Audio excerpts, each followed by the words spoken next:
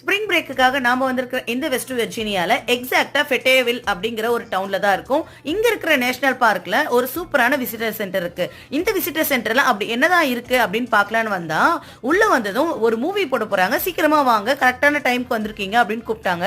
சரி என்னடா மூவி, எவ்வளவு நேரம் இருக்கும் அப்படின்னு பார்த்தா கரெக்டா 11 மினிட்ஸ் தான் மூவியா.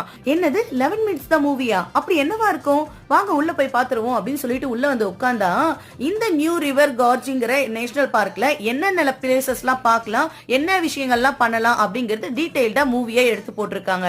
அது மட்டும் இல்லாம பக்கத்துல ஒரு இன்ட்ரெஸ்டிங்கான விஷயம் இருந்துச்சு.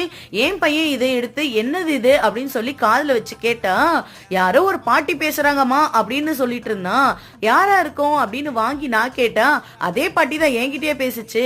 வேற ஒண்ணும் இல்லைங்க, இந்த நேஷனல் பார்க்ல இருக்கிற ஒரு இடமும் ஆத்ம காலகட்டத்தில இருந்து எப்படி உருவாச்சு அப்படிங்கிறது தான் அந்த பாட்டியம்மா சொல்லிட்டு இருந்தாங்க. இந்த போனை பாக்கிறதுக்கு பழங்காலத்துக்கு போன் மாதிரி இல்ல.